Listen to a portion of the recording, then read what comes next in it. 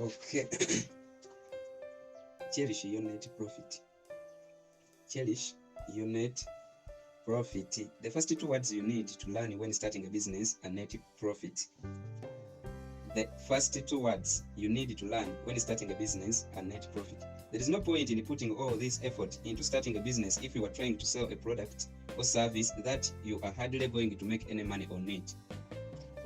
It will take you until you are old and gray to make any kind of progress at all. Ebigambo ebibiri byosinga okwetaaga byewetaaga okuyiga bw'oba otandika business bakiyita net n'ekigambo profit. Tewali nsonga lwaki wandibadde oyonoona obudde bwo n'amaanyi okutandika business okugezaako okubaako ky'otunda product oba service naye nga togenda kubanga okola ssente. Kijja kutwalira ebbanga ddene okubaako keweekolera mu nsi. Doing business is not about how many widgets you can sell. It is about how much net profit you can make on the sale of each widget. If you are not actually making any profit, then you do not have a business. You have a hobby. Kutandika business tekiri ku masimu ameka g'otunda, just bagambe widget nze ntaddewo simu. Tekiri ku simu meka z'otunda lunaku. Kiri ku ssente meka z'ofunako ku buli simu gy'otunda. Okay? Bw'oba tolina ggobali oli mu kukola, toli mu business, oli mu hobby. Oli mu kukola ekintu ky'oyagala. Or as the old saying goes, turnover is vanity, profits are sanity. Nga akagero bakagamba nti turnover is vanity. Vanity kyeki? Vanity and profits are sanity. But first, a quick accounting lesson. Wano kyekindezeza part eno. A quick accounting lesson. Gross profit is the difference between the amount it costs you to make or buy products and the amount you are able to sell them to customers for. Owulira kyebayita gross profit yenjawulo eri wakati sente z'otunda ne sente z'oguze. Tugeze oli musuubuzi. Kyebayita gross profit ze sente z'oguze product, enjawulo eri wakati wa sente z'oguze product ne sente z'otuze. Ekyokulabirako ng'oguze essimu ku musuubuzi nusu mutwalo, n'ogitunda emitwalo 2. Owulira essimu ogiguze mutwalo n'ogitunda emitwalo 2. Kati kyebayita gross profit gwe mutwalo ogwo. Kikoddira emitwalo 2 n'oyawulako omutwalo gwe waguze. Kati zisigalawo kyebayita gross profit. Kwekinyonyodde bwakyogedde is the difference between the amount it costs you to make or buy your products and the amount you are able to sell them on to customers for. Ate bw'oba okoze enkole olina by'okozesa okukola product eno. Tugeze singa oba okola kiki ensinga okumanya mu bye bakola obukozi okuba bulooka, naye ebyo bingi bitwala ebintu bingi. Tugeze kiki kye bakola obukozi kyenyinza owerako example okuba chapati. Kati sente z'okozesa okugula eŋŋano, amazzi, butto, byobwo buntuntu obwo nojja mu chapati ezo z'okozesa ezo. Kati then ne sente z'otunda kyebayita gross profit. And net profit is gross profit minus overheads. In other words, the profit after all the costs of running the business have been subtracted. Kakati ate kyebayita net profit ge magoba gali ge tuyise gross. Bwe guli omutwalo tugeze okuze simu yo wasobodde simu nusu mutwalo n'ogitunda mitwalo emeka 2. Kakati omutwalo ogwo kyebayita gross profit. Gwe mutwalo gwofunyeeko era abasuubuzi batera sifunako nnyingi nnyo ku simu eno giraba njijjayo ku mitwalo 2 n'ekikuguze. Kakati bwe nkusaba 2-3 mba ndiddeko enkumi meka 3. Ekituufu ezo si zabaaliddeko. Akutegaba magoba bw'aba gambye ekyo. Bw'aba gambye amazima nagisuubudde 2 n'egitunda 2-3 mu mba ndiddeko 3. Then aba tamanyi business. Ate olulimi lwabwe it's either ye tamanyi business oba ategedde nti gwe oli kakyere gwe gwabinnyonnyola nga gwe tomanyi eki business. Kubanga business eki bwe tumala okuggyako ku simu gye twaguze omutwalo tugitunda emitwalo 2 tubanga tulinako ffe kye tuyita amagoba ga mutwalo.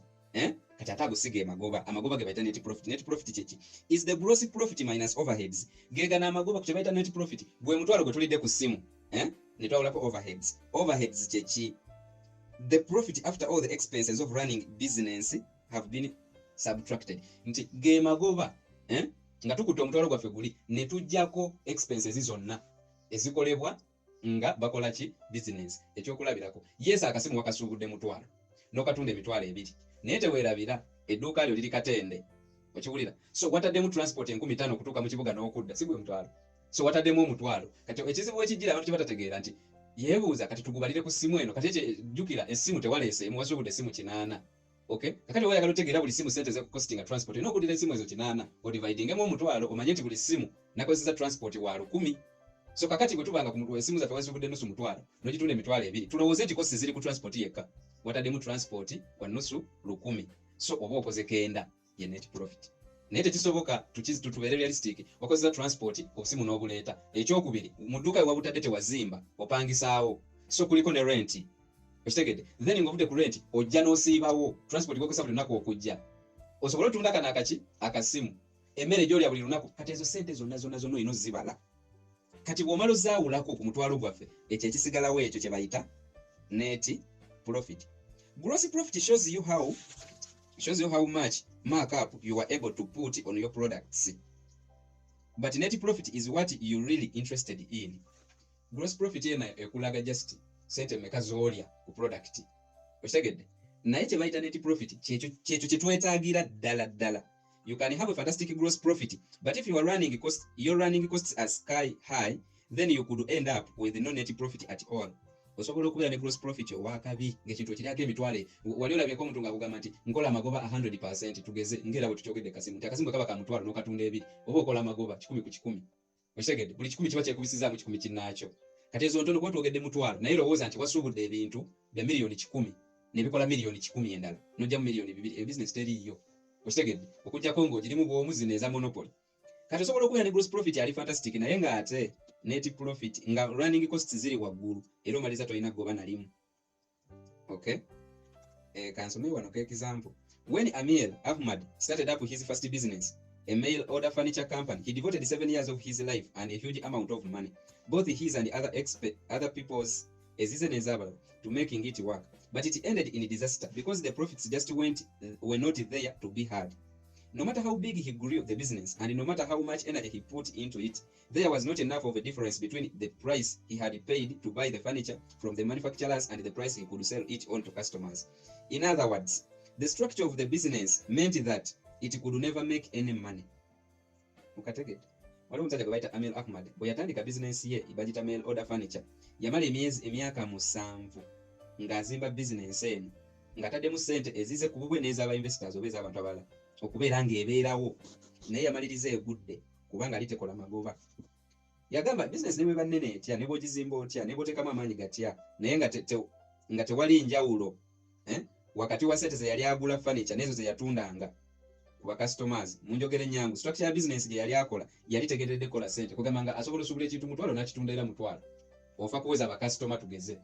Yes, business ebegejja nga bakasoma bonna bagula ku ggwe, one neighbor tebagulayo kubanga gw'otunda layisi, naye nga tetolinaako magoba g'okolako oba toli mu business. Oli ayinza okwebuuza nti ate kakati oba ozijja wazo oyongerako. Osobola obba nga olina amataka g'otunda kati nga otundira ku bwereere, naye ng'ate era ogenda kuleeta ssente zive ewalala okole ki? Oyongeremu. Eyo business eba tezimbiddwa ku structures ennungi. Amir struggled on, but eventually he was forced to give up when investors refused to put in any more money and the business was sold for a down price. Okitegedde? Amir yatoba paka ba investor bwe baagaana okwongera oteekamu ssente, business n'ekola ki? Nekka ku ttaka. Kubanga ssente yali talina ssente, business eno ssente zeereeta, wabula nga balina kubeera nga ba investors baleeta akasente. Kati bwe batuuka oluvannyuma lw'emyaka nga oba tebakyasobola kuteekamu naye nga ate business ye teyingiza, yalina okugikola ki? Okugiggalawo. He says, looking back, it is quite astonishing how badly planned it was. The business grew faster and faster, but we were not really making any money. We were banking on the fact that the business would grow even more. But I had built a business which was never really focused around making money. It was all about growing sales. Aga watunulamu emabega. Kyewuunyisa butya bwe yali yapulaninga mu business mu ngeri y'ekisiru. Business yakulanga ku speed naye nga ate tebakola magoba gonna. Bo balina endowooza mu mutima gwabwe nti ejja kugejja, kikulu kugejja. But I had built a business which was never really focused around making money. It was all about sales. Bali bazimba business nga teri kukola ssente wabula ngeri kuki? Kukutunda. Kikulu batunze, kikulu bakoze sales. It got to the stage where we were doubling in size year on year and we had 100 employees, but I still had not built a business that was making money. Yatuuka ku stage nga business buli mwaka edabolinga mu size. Okiwulira? Naye nga n'abakozi n'ayingira mu 100 employees ng'agenze mu bakozi mu didi. Naye ng'era business tekola ssente. The business was structured really badly and I just got it completely wrong. Business yali yagistructuringa bubi era yali yabifuna bulala. Happily for Amir, he did not give up there. After taking time out to recover from the experience, he started another furniture business, Dwell, which now has 19 stores and an annual turnover of $35 million. And more importantly, the new business started making profits within 7 months of opening and has never stopped making profits since. Ekimu ku bikwasa essanyu teyakomawo Amir yayongera n'aggulawo business endala era mu myezi nga 7-8 netandika okukola kasente. Yalina turnover million 3.5 eza pound. Bwe yamala netandika okuba ekola ne ku magoba. He says the most important thing was I started the business with more of a focus on making money. Ekintu ekisinga okuba ekyamakulu kyali nti natandika business ng'essira nditadde ku kukola ki sente, ku kukola akasente.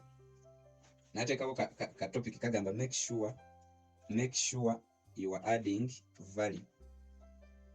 Make sure you are adding value. So how do you ensure that there is going to be enough of a profit in your business for you to hold on to? The first thing to do is to decide how you are going to add value to what you are selling. If you are making the products yourself, then this bit is obvious. Agamba ensonga w'omanyi nti business ene ejja kukola amagoba oba enaaba n'amakulu sooka okakase. Nkaddemu okakase otya nti business eno mwogenda oyingira egenda kukola amagoba oba ogiremereko. The first thing to do is to decide how you are going to add value to what you are selling. Ekintu ekisookera ddala ky'olina okusooka okumanya bw'oba ogenda kukola business, kumanya nti ogenda kugattako ki ky'ogenda okugattako, ogaseeko ki. Kategeerekeka. If you are making the products yourself, then this bit is obvious. Bw'oba product gw'ozeekolera kino kirabibwa n'ayonka tibukolese product empya mu katale, of course oteekeddwa okulaba nti waliwo obwetaavu olyoka okole product eyo, kitegeeza egenda kuba n'amakulu. A beautifully decorated cake has obviously had a value added to it since it started out as eggs and flour. Nti cake gye badecoratinze obulungi gye batonyeetonye, of course n'omuntu akiraba nti adding value kubanga buli muntu akimanyi nti cake magi naŋŋano ndabira kiyise fulanti etandika magi oba naŋŋano naye gye biggwera nga bagasegaseeko obuntuntu. Ditto a handmade greetings card since it started out as a piece of card and some colored pens. But what if you are simply selling other people's products? Naye ate bw'obanga okola products za muntu mulala that nga z'otunda. That is what Amazon is doing after all. And so is lastminute.com. Bagamba nti bw'oba okola buno bukaadi kugamba ng'olina ekintu kyonna kye weekolera n'omutakira nti otandika n'akantu ntu n'okadikoletinga n'okakyusakyusa. Naye ekibuuzo ate bw'oba otunda bintu bya muntu mulala woogenda kukola otya? Kubanga already Amazon kyekola. Amazon etunda products z'abalala. Ekyokulina lastminute.com nayo kyekola. Then you need to add value in the way you sell them. Kakati awo olina okufuna engeri gy'ogattako value mu ngeri gy'obitundamu kubanga byo bino si bibyo. Kitegedde otunda bintu bya muntu mulala kati olina okunoonya butya bw'ogattako value. Tuli fenna. Provide your customers with the ease of a one-stop online shop, for example, so they can find everything they need in a particular category in one place. Ekyokulabirako kale bawe ekiduuka kimu ekinene ng'omuntu buli kyayagala akisanga awo. Kati awo tuyinza nti ayo value gy'agaseeko nti buli ky'onoonya ogenda wano n'okisangawo. Or provide them with additional services such as customer reviews or special discounts or faster delivery times which they could not get if they shopped for the products elsewhere. Oba kale bagattireko obu services nga customer review tosobola okulaba product eno kwekola biki, oba special discounts n'obaterawo discount, oba delivery time nti bano bw'obatuma ebintu kiyitawo weeks 2 nze kigenda kutwalira ennaku 2. Ebintu byatasobola kufuna walala bwe baba bagenze shopping walala. You can be as creative as you like here. Osobola okuba creative nga bw'oyagala wano. But if you are selling a product that people could just as easily buy elsewhere, then you have got to give them a reason to choose to buy from you. Naye ate bw'oba otunda product abantu gye basobola okusanga ewantu wonna waayitidde, kakati nno oteekeddwa okuba n'ensonga, okubawa ensonga lwaki balonda ggwe. Mbadde nsaba kano nkaddemu abasinga wano wetugwira. But if you are selling a product that people could just as easily buy elsewhere, ekyokulabirako oli mukozi wa musibi wa nviiri, osiika chipusi, otunda nkoko, oli muvuzi wa boda. Eyo se product nga buli muntu bayimira ku kkubo bw'ati boda mu ddakiika 10 nze gye mbeera boda oba wakagitwako nga 10. But if you are selling a product that people could just as easily buy elsewhere, then you have got to give them a reason to choose to buy from you. Oteekeddwa okubawa ensonga lwaki omuntu ayita ku chips zonna n'ayita katende, n'ayita emaya, n'ayita bayita batya nsanji, n'atambula wuuyo kyengera n'agamba ngenda kulya ku papazi ku ketu, bagita ketu tuke nja kulya kalenda. Muganda wange, if the added value bit is something special that only your business knows how to do, then so much the better. Ate bwe kaba kavali kogeseko nga gwe kagwa akamanyi ate ekyo kirala. Profit margins are the essence of a successful business and you need to protect yours as much as you possibly can. Profit margins ge makulu ga business yona eri successful era oteekeddwa okugakuuma agagonga kyetwandise profit margin set ye difference nti okola amagoba ga sente meka okolako meka ku buli kintu bakitegerekere. If you are selling other people's products or services, you also need to work out exactly where you will slot into the selling chain, which runs from manufacturer to customer. If you are selling other people's products or services, you also need to work out exactly where you will slot into the selling chain, which runs from manufacturer to customer, and whether there is going to be enough profit margin left for you to make it worth your while. Bw'oba otunda product z'omuntu omulala oba services z'abalala, oteekeddwa okutunula nti mu business eno siri mulimi nsubula ku balimi, oteekeddwa okulaba amagoba ago gavaawa, oliirako wa